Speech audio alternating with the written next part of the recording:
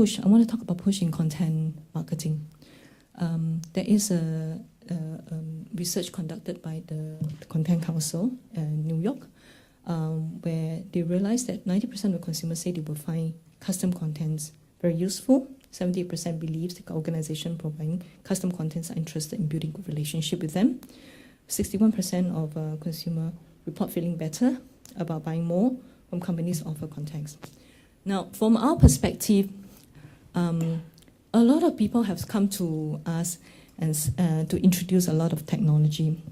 Say, oh, you can have virtual cards. As you push the cards, RFID technology allow your card to push content, information about the products that you're going to be recommending. Or when you're doing online shopping, when you buy, it's like Amazon, for example. If you buy item A, there could be recommendation for item B. Now, all these are great and wonderful, but the thing is we can't proceed because we have no content, right? So that kind of sparked us to really think about, we really need to do something about it before we can even go big time into adopting some of this technology. And the fact is content will serve different purposes, right? Other than providing information, useful information, so that we can value add to our customers. They were primarily used to sell products, right? And it still works today. But also in social media conversations, content is proving to be an important factor as well, right? So we're realizing just putting posts on Facebook is not sufficient.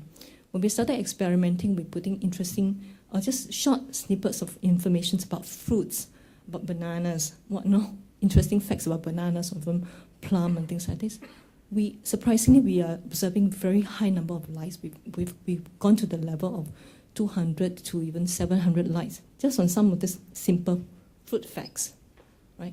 So people are really clearly craving for information like this, and they're quite happy to share it, right? So it makes us really think beyond the success that we have in social media in sharing contents, in our reality TV series when we share recipe content. We say we have to go bigger than that, okay, if we want to continue to be able to value add to customers. And that actually leads us to the next initiative that we have just recently launched. We've just launched in September 11, a transmedia IPTV channel. Now, what this means is actually a TV channel that is rested online. You can read the content over your mobile phones, website, or your laptop. They'll also be screened even your tablets. You have a choice of real-time streaming as well as on-demand contents. And it will house a lot of information beyond just the video, cookbooks and things like that. And once we have got that information, you can then distribute it through even YouTube, our own platforms, our own communications. I'm just going to show you a little videos. I think that will explain a little better. What we have in this channel, other than locally produced content from us, there are also populations of contents that are licensed from around the world. Essentially, it's to reach out to customers these days who really want information on the go. Singapore's very own food and cooking channel, Food for Life, a world of flavours, brought to you by FairPrice and Brand New Media. Chinese cooking is as easy as nipping into your local supermarket, trust me. Food for Life serves up enticing homegrown content from Singapore, delicious recipe videos, super handy cooking tips, and an insightful wine guide. Eat, drink, and be merry. Plus dishes by celebrity chefs from around the world and much, much more. The smell is amazing. A channel created for everyone who enjoys cooking at home for family and friends. Eat it, eat it, eat it! You can watch the channel anywhere, anytime, on any connected device. Oh yeah. Smart TV, computer, tablet or smartphone. Log on to Food for Life TV to watch live streaming content or watch hundreds of videos in our extensive on-demand library. And subscription is completely free. Food for Life, a world of flavours. So as you've seen in the videos, it's actually accessible to all devices. You don't have to download an app for that. So it's actually foodforlifetv.tv, right? So registration is free. You just have to enter your email address, and then you get to see all the on-demand content. Otherwise, you can go in and just look at the live screening as well. And some of the live screening informations, contents are also available on StarHub TV 109, a certain time belt in there. But I think what this is really a big step for us in terms of investment in building content, because what it means for us is I can overlay, the recipe contents with products. We can work with brands. In fact, we are working with brands actually to produce content that are relevant to them. And the thing is that the days where you have interactive TV screens in the stores, I would say it's over. Because why do you need to have screens, physical screen, and invest on all the assets when everybody carry their own screens? And this is our belief going forward. Right. I talked a little bit about companies, people wanting to deal with companies that actually support the environment as well as building a better communities. And this is something that we are quite passionate about. And it means a lot. We have a few iconic projects that we have done. One of the things that's happening right now is the Share a Gift projects, where we invite people to share gifts with the poor and needy, as well as the shared textbook, which are very popular among, I think, the customers. But the key is really playing a part and playing a role, active role in the community, and this is what our customers are looking for, right? And on top of that, people want to know really what is your strategy when it comes to CSR.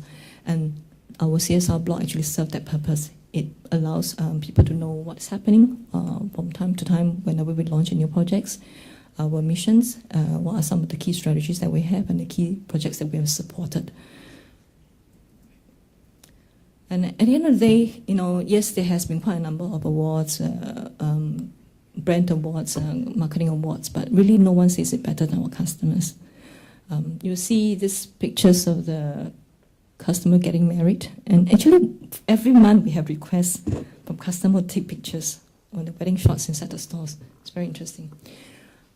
So I think it's just a demonstration of how the brand has integrated really itself with the consumer of today, and they are getting younger and younger, and I'm actually quite honored to be informed that we are, awarded for the Gen Y awards by influential brands, because it's a testament of some of the hard work that we've put in, and some of the learning experiments actually paid off.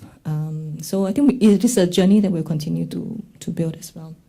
So what is going to happen in the next 10 years? And I think I want to put this on the slides for us to share really. Going to look for this paper by Deloitte called Consumer 2020. It talks about what are some of the things that will be happening in the next few years. Number one is building trust. Okay, why is important? In fact, our Gen Y populations are growing up in an environment that is increasingly volatile, ambiguous, uncertain. Things are changing all the times.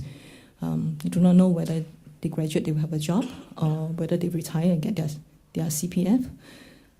So really, increasingly, they're looking for brands that they can trust. So yes, you may think that they are fickle-minded, but actually they do look for brands they can trust. And what in order to do that is, other than delivering a basic promises, it's also in ensuring that you hold the values that they have. So it's beyond just really aligning the value with values. What is the values that they hold? If it's about environment, if it's about sharing, if it's about success, if it's about making life easy, then I think the brand that delivers that best will be able to gain their trust. Embracing technology, really to make life easier. And I can't stress more, communicating, engaging, socializing, because that's just the way they work. Yeah? Last but not least is really going everywhere your consumer go, right? Because they are going everywhere, and the world is getting smaller. So I will end it off really as my presentation, and I'll take questions now if there are any.